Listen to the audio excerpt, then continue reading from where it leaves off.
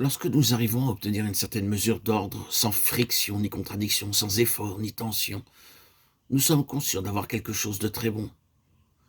Mais combien plus élevée est la mesure de Dieu. Lorsque Dieu dit d'une chose, elle est très bonne, elle doit être bonne en vérité.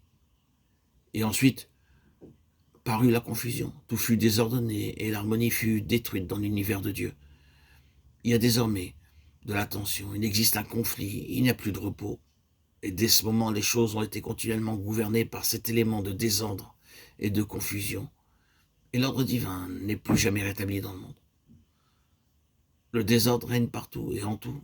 Il est dans les éléments, il est dans l'humanité, il est dans toutes les relations, il est partout.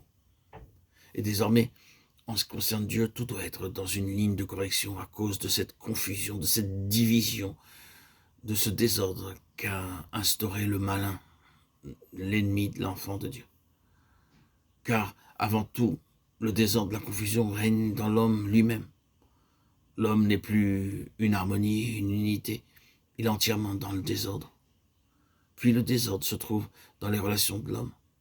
Toutes les relations de l'homme sont désordonnées et renversées. Ensuite, il règne dans le monde que l'homme a fait.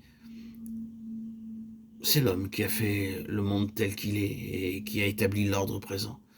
Un ordre qui a désordre aux yeux de Dieu. Partout dans ce monde, il y a du désordre. Nous n'avons pas besoin de nous y arrêter pour prouver combien cela est vrai. Partout dans ce monde, nous trouvons ce qui n'est pas de Dieu et ce que Dieu ne voulait pas. L'ordre a disparu et on ne le trouve plus. C'est pourquoi, lorsque nous ouvrons la première lettre aux Corinthiens, la première chose qui nous y est montrée, c'est le monde. Et la seconde, c'est l'homme. L'homme naturel. Tandis que la troisième touche aux relations ou à la vie de relations des hommes. Ensuite, nous reconnaissons que toute cette première lettre aux Corinthiens a pour but de corriger. Elle touche au monde, elle touche à l'homme, elle touche aux relations des hommes. En tout, elle cherche à corriger. Ensuite, quel est son but en tout cela? Son grand souci, c'est l'Église, qui est le corps de Christ. Est-ce que Christ est divisé?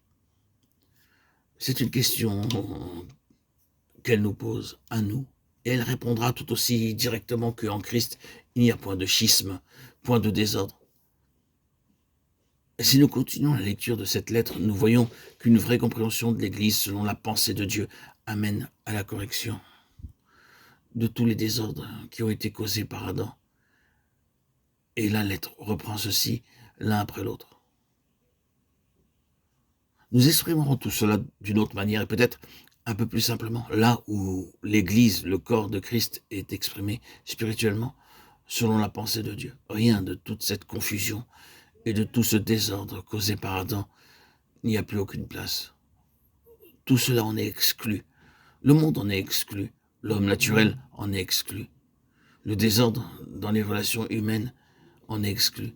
L'Église représente un ordre divin et parfait. Cela signifie une responsabilité pour tous ceux qui prétendent en faire partie. Nous trouvons une demande fondamentale ici même au début de cette lettre corrective. Je n'ai pas jugé que je dusse savoir parmi vous autre chose que Jésus-Christ et Jésus-Christ crucifié. 1 Corinthiens 2:2.